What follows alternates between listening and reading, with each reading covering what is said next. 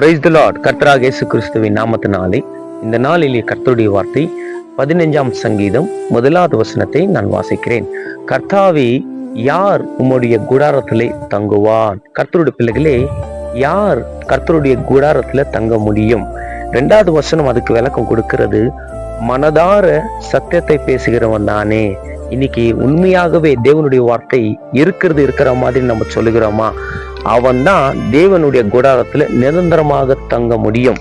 நம்ம மனுஷர்களுக்காக தேவனுடைய ஊழியத்தை நம்ம செய்யக்கூடாது. பெருமைகளுக்காக தேவனுடைய ஊழியத்தை நம்ம செய்யக்கூடாது. தேவனுக்காக உண்மையாக ஊழியத்தை செய்யற பிள்ளைகளாக நம்ம இருக்க வேண்டும். கர்த்தருடைய பிள்ளைகளே, அவன் தான் சத்தியத்தை தாராளமாக பேசுவான், உண்மையாகவும் பேசுவான். பவுலுடைய ஊழியங்கள் அப்படிதான் இருந்தது. பவுல் இருக்கிற மாதிரி தான் அவன் எல்லா பட்டணத்துக்கு போயிட்டு அவனுடைய சுவிசேஷத்தை, தேவனுடைய சுவிசேஷத்தை அறிவித்த மகனாக அவன் காணப்பட்டு கொண்டிருந்தான். அவன் நிமித்தம் அவனுக்கு வந்த துன்பங்கள், பிரச்சனைகள், உபத்திரங்கள் ஏராளமாக இருந்தது.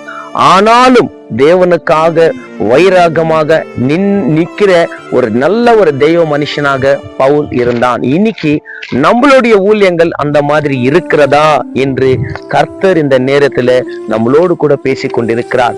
நம்ம செய்யற ஊழியம் 2 பேருக்கு இருந்தாலும், ஒருத்தருக்கு இருந்தாலும், 3 பேருக்கு இருந்தாலும், அது உண்மையாக செஞ்சால் மட்டும் போதுங்க. தேவன் எல்லாவற்றையும் பார்த்து கொண்டிருக்கிறார் என்று முதலாவது அறிவு நம்ம இருக்க வேண்டும். சமுதாயத்துல உன் சபையை பார்த்து அற்பமா பேசலாம், உன்னைய அற்பமா பேசலாம், உன் குடும்பத்தை அற்பமா பேசலாம். நீ சமுதாயத்தை பார்க்காதே, நீ இயேசுவை பார்க்கிற மகனாக நீ மட்டும் இரு. சத்தியத்தை இருக்கிற மாதிரி நீ சொல்லுகிற பிள்ளையாக இரு. உன் ஊழியத்தை கர்த்தர் நிச்சயமாகவே ஆசீர்வதிப்பா. நீ இன்னைக்கு அற்பமா ஊழியத்தை எண்ணலாம், தேவன் உன்னுடைய ஊழியத்தை உயர்த்து போறது அது நிச்சயம் என்று இந்த நேரத்துல நான் சொல்லிக் கொண்டிருக்கிறேன். கர்த்தர் இந்த நேரத்துல உன்னோடு கூட பேசிக் கொண்டிருக்கிறார் என்று விசுவாசிங்க. கர்த்தர் தாமே உன்னை ஆசீர்வதிப்பாராக. ஆமேன், ஆமேன், ஆமேன்.